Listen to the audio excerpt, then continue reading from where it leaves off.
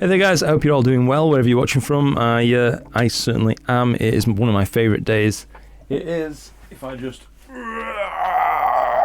I'm joking, it's really light. It is Big Brown Box Day. We're going to be doing an unboxing and first look, and then eventually a review and evaluation of a new product. In this particular box, I have the Dwarf II Mini Smart Telescope from Dwarf Labs.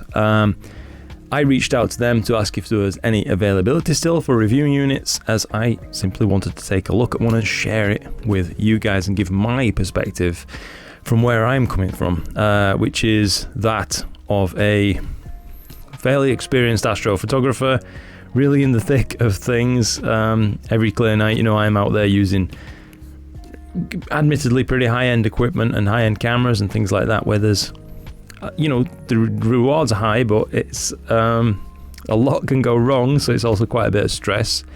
I'm not going to pretend like it's any big issue though. It's a lovely problem to have, but every now and again I do just want some fun, you know, and I think that's what this represents, as well as perhaps an interesting avenue to getting other interested people into astronomy. I do have some experience with that recently too, as I got my better half Chloe into astrophotography just in the last few years, really, by using the ASI system. And while it's a wonderful route, and I really believe in that system, I think it's great. It is quite a lot more expensive. Let's be fair. It's buying an ASI and then a DSLR if you don't already have one, a go-to mount, a telescope, or certain types of lenses that are suitable for astro, dew heaters. You add all that kind of stuff up and it comes to way more than the box price of something like this, which could probably have served the exact same purpose, getting someone out there who otherwise wouldn't have been able to truly appreciate the night sky like you and I watching this video can do. You know, it's an interesting prospect anyway, I think. Certainly, it won't hurt to try it out and give you my perspective. That's what I thought. There's plenty of good unboxings and reviews out there already, but I thought, why not add my my iron into the fire as well and see what happens. So here it is. This is what it's going to be, guys. We're going to jump over in just a moment because I actually can't wait to get this thing unboxed. I'm interested to see what we're going to get in this UK unit, if it differs to any of the other ones that we've seen.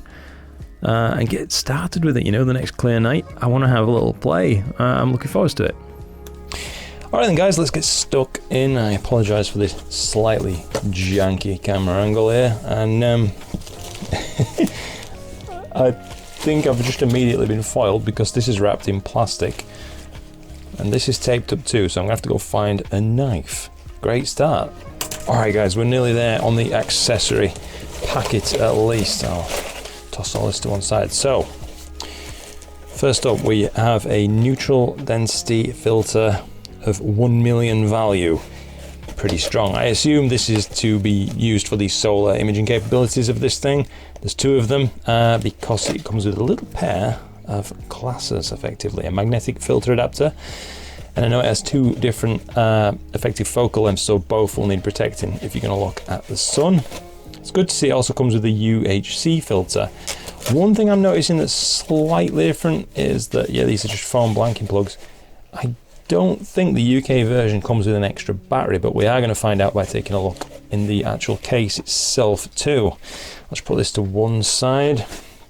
I just noticed I've left Rocky in view here. If any Rocky fans out there, leave a nice little "Yo Adrian" in the comments if you'd like. I'll get into this box now. Alright guys, we're nearly there. I promise, by the way, that this isn't my knife, this little kiddie paw chopper. If I had a knife, it would be, of course, far more manly than that. And if you can't tell that that's dripping in sarcasm, then I'm very sorry indeed. But here we are, the Dwarf itself. It's a lovely, attractive box. Good quality printing on it. It would make a nice gift, is what I'm trying to say. If indeed I could get it out without totally manhandling everything. Okay, another bag. Let's get going.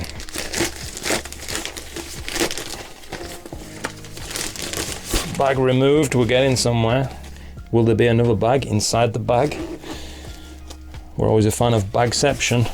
Here we go. All right, so inside we have what looks to be an instruction manual, another accessory packet. This is a strap. Put that to one side. And deep inside here, what do we have? So this is the tripod. I'll get this removed immediately for you. All right, tripod undone. A little bit of off-camera work there. Yeah, not bad. Given that it doesn't have to put up with really much weight at all. I mean, if it had to support this entire thing, it's still not much. A 64GB Samsung Evo Plus SD card and adapter. Nice to see they've used a quality brand right there. Nothing in these pockets. Here is the Dwarf itself, and there's nothing else in that pack. So we do indeed seem to be missing the extra battery that you see on some of the other unboxings, which is interesting. Let's get this thing out of the packet without doing any damage or dropping things, so back in a moment. All right, the debagging. I will admit to having a little bit of a sniff inside that packet because I'm weird like that, like the smell of new gear. I believe this is a heat sink that they use on the opposite side to keep heat obviously away from the camera's sensor. Neat to see that. This is the battery door cover. If I had functioning nails, I'd be able to maybe take a look at that. There are index marks on the base that you can line things up again each and every time. It feels like a well-made bit of kit. Nice, real solid plastic construction there. Again, like I said, with certain metal parts. And I'm just about to try and, let's see now if we turn this thing on, if that's indeed how we do it. Yes, it is. Lights. Woohoo. I now don't know what to do. I have downloaded the Dwarf app, if I can just hopefully show you this without any problems. It was a 2-second process. It's just on the Play Store, which is what I use because I've got an Android phone. And it's good to see that it was actually recently updated too. So they are working on updates very frequently on this thing, which is awesome to see. And I've noticed that in other reviews too. They seem to be extremely receptive to customer feedback and community feedback.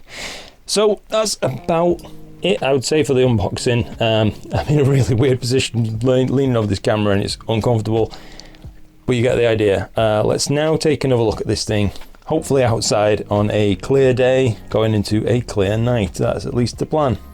Alright guys, so I thought I'd just give you a bit of a outdoors demonstration. As you can see, I've got it set up on the admittedly very much in need of a clean paving right now. I will get around to that. It's a mess after winter. But anyway, here it is. The Dwarf is set up. I've got the app running on my phone. Excuse the janky nature of this recording. I'm just doing my best. But basically what I've noticed is you can move around either with the stick, if you like, the thumbstick. You can double tap on something you'd like to actually view. You can see at the same time as we're moving the wide field camera, we're getting effectively a feedback at the same time of the telephoto lens right there. So now we're looking at some pear tree leaves. I'll just slew up and around a little bit. We'll test the autofocus. So if I hit autofocus, it's going to have a go at what it thinks it should be focusing on, which in this case, it looks like it's gone for the conifers behind. So I could either back this up using the minus button to make the focus point closer to me. As you can see now, we are looking at the pear tree leaves. Or you can double tap on the thing you actually wanted it to focus on. Like let's say over in the conifers or back on the pear tree. And that works really nicely too. It's, you know, it's pretty impressive, I have to say. Let's take a look at this distant house aerial. Just line it up a little bit neater. Switch to telephoto, so you see it's going to need focusing, which is nailed at that time. And look at the detail on that. I mean, hopefully this is coming across for you guys properly, but if you were into bird watching throughout the day and things like that, and you wanted to give your eyes a rest from binoculars and similar, you know, this is actually quite a pleasant viewing experience, I'm not going to lie. I'm impressed. I wish there were some birds that we could take a little bit of a look at though, because they're certainly making enough noise, if you can hear them all hiding in these conifers. There's none visible right now. Oh well, we'll have to come back to it, I guess, on a different day and have another go. I'm going to continue playing around with this now because I'm having a ton of fun. Alright guys, hopefully you can see the dwarf just there. I've just moved it ever so slightly, but we do indeed have a noisy little birdie. If I just switch to telephoto, hit autofocus, hopefully you can see that. There he is, in all his HD glory. I think I'm going to have a lot of fun with this thing, you know, even just messing around in the garden, bird watching, that kind of thing, because we do have a bird table here. That could be quite interesting. Set up a bit of bait, if you will, or food to put a less sinister twist on it, and watch some birds eating. Yeah, this is fun. I'm impressed.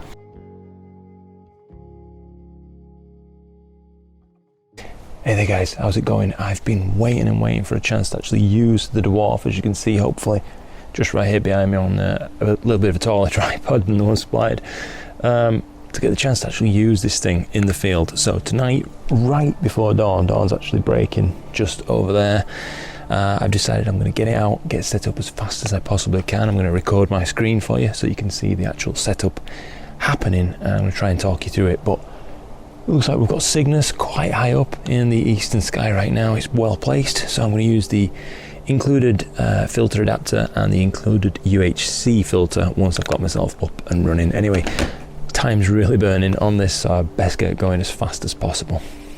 So the first thing I'm going to do right away is I'm going to go to Astro mode. I've already gone onto Astro Dark mode and taken some darks on a separate night. And the first thing I think I want to do is hit calibration. So you can see the dwarf's moving now. Hopefully that's visible for you. I'll just turn the light on a second. It's moving itself around, it's discovering its limits. And it's now, I've already kind of tilted it upwards. It's now looking north. It's taking the first calibration frame. Well, I say calibration frame, I mean plate solving. It's now gone to its home position for the second plate solve. And now it should do, I think, just one more probably. Could be totally wrong. I'm as new to this as anybody is. So the third one, that's finished. Okay, so it's all done. Now I can hit confirm, go to auto GoTo, and if I can find, what do we have? So I actually want to use Vega right now. I'm going to go to Vega. Hopefully it's just slewed away. And it is pointing indeed at Vega, I think. So I'll move around and hopefully keep you guys in view. It's just going to plate solve this now. I'm going to use this as a focusing star basically.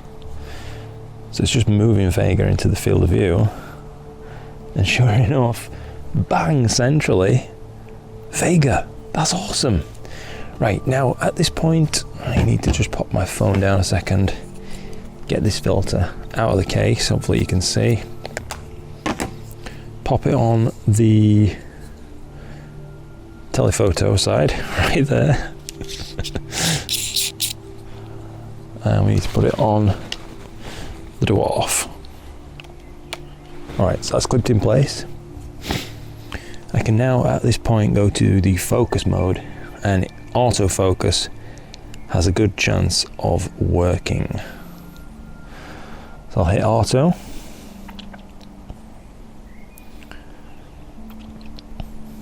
Looks like it's creeping into focus.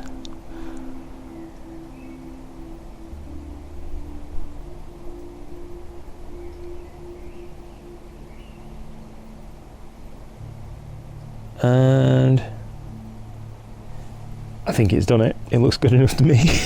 So I'm going to say that's good enough. The next thing I want to do now is go to my target. I am aware of how fast The sun's rising now, so I won't have long.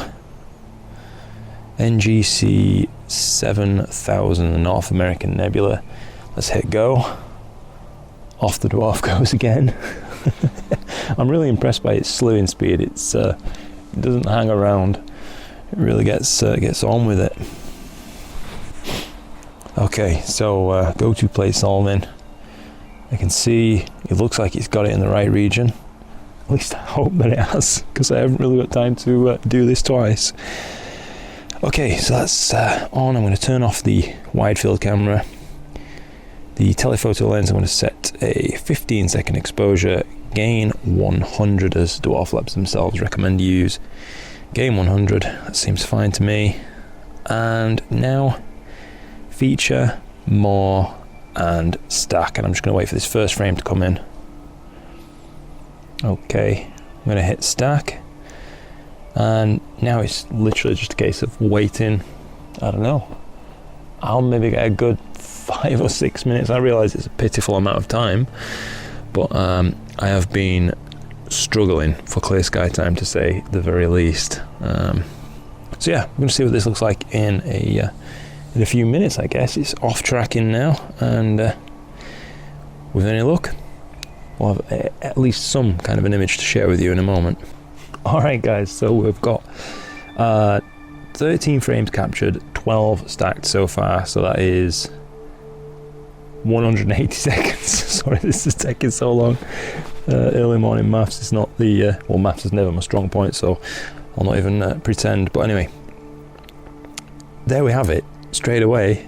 NGC 7000, the Cygnus wall. I don't know why I'm showing the camera, you can see the screen, but there's another feature just up to the top left of frame, and what would be just off the top right of frame right here, if it was able to get it in, would be the Pelican Nebula too. But yeah, in 3 minutes, just over now, there it is, with dawn breaking.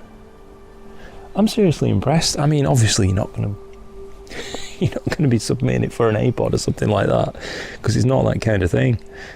But on a night when I otherwise would have no chance of getting a shot with one of my main telescopes, because they just take way too long to set up, I could get this thing out in between clouds and still play around. What can I say? I think it's pretty cool. I'm gonna now hit stop on this thing, I think, so it's 16 frames. I realise, like I say, pitiful integration, but it's more just EAA at this point. So once that's stopped, I will hit live mode again, go to feature, go to my fancy M57, really tiny little target, the Ring Nebula, because it's mega high up right now. Hopefully, I don't know how well it's showing. This camera's got an awful screen on it, but if you could see the brightness at dawn, you'd be surprised this thing can see anything at all. I know that I am. So it's plate solving. I'll just shift around. Let's see. Oh, there it is. The ring is tiny, right? It really is tiny, but there it is. I think it's photo time. Go on, let's have one more quick go. 15 second exposures, 100 gain. Wait for that first frame to come in. I don't know if you have to do this, but I'm doing it. Really, I'm on limited time now, unfortunately. Oh yeah, the Ring Nebula. Alright, let's hit stack, and we'll have just a few frames of this thing and see exactly what it looks like. I've noticed that after it's stacked at least a couple of frames, like I think 3, it does an automatic colour balance.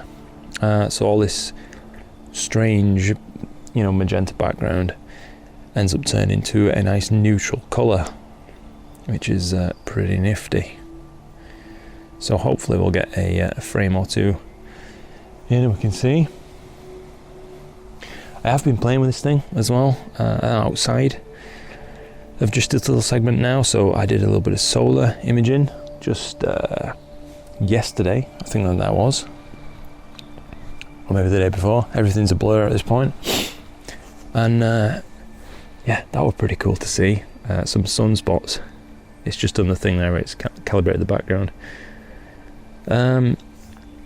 yeah, they were really interesting to see, because I don't have any other capabilities to do solar astrophotography, but this gave me them. And a little bit of bird watching too, weirdly. Actually quite a calming thing to do, even though I wasn't really recording it or anything like that. I was just watching the live view. I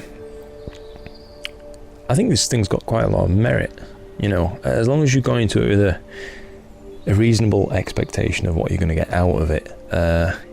It's not going to replace a full-on telescope and things like that, because it's not aiming to.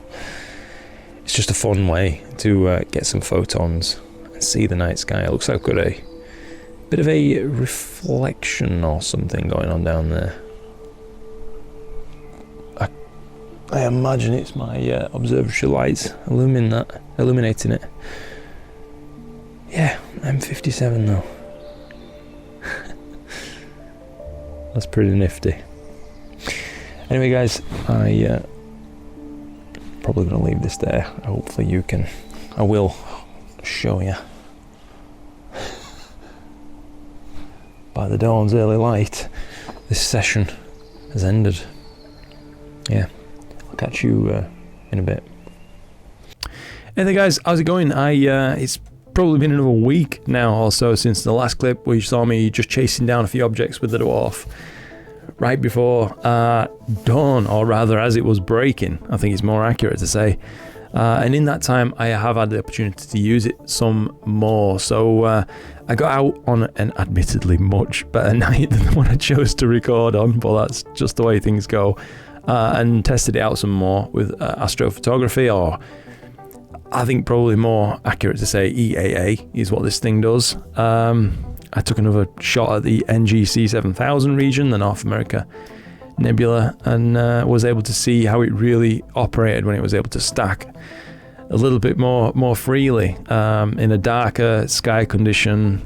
You know, dawn wasn't breaking, and in probably the right conditions to be using it in. It certainly wasn't a night that I'd be pushing the roof off the observatory, because it was just, you know, an hour effectively is what I made use of, but I was able to get something done because I had the Dwarf on hand, which was nice. Other than that, I got it out midweek for just plonked it down on the windowsill, and I was looking out through the window at feeding birds on a bird table, which again was a nice thing to do, and being able to share it there and then, just in passing with whoever was around at the time, just on your phone screen. It's very easy to do, rather than perhaps passing them a pair of binoculars and saying, here, take a look at this, which sometimes isn't so easy, especially if you have, you know, differing eyes ever so slightly, which, let's face it, most of us do, because, you know, you have to focus it individually, and it's a bit of a mess, you know what I mean?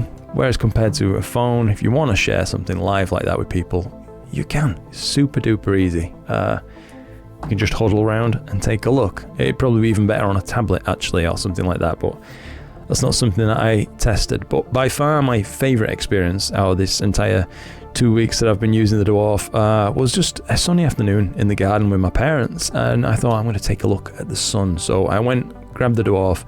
Within literally a couple of minutes I was up and taking a photograph of our very own star, the sun, and able to share it there and then with my mum and dad, and that was super nice. It's something I don't usually get to do because I'm so involved really in the nighttime aspect of things that when they see my images, they're at the very least, you know, hours and hours old.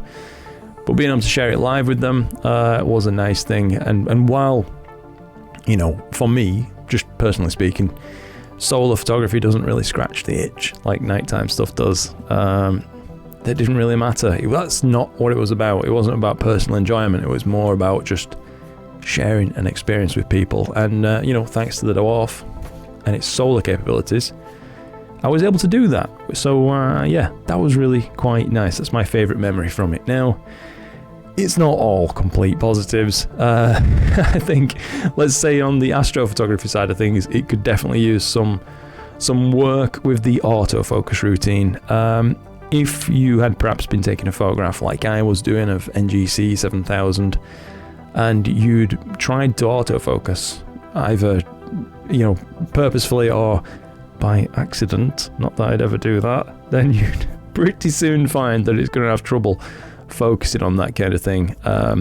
Without any particularly bright stars in the field of view, it does struggle. So I was having to slew away to Vega, autofocus, then slew back, and pick up where I left off on targets. And it's not ideal. It works. It does work, don't get me wrong, but I wish you didn't have to do it that way. That'd be nice to see changed, perhaps in software. And I'm sure that they can do that. So we'll have to see where they go with that one. The object browser, now if you're coming from something like ASI Air or Nina or whatever, it's not so great. It's not so good, but on the other hand, I can see why it is quite restrictive. It's because there's only so many targets, really, that is well suited to.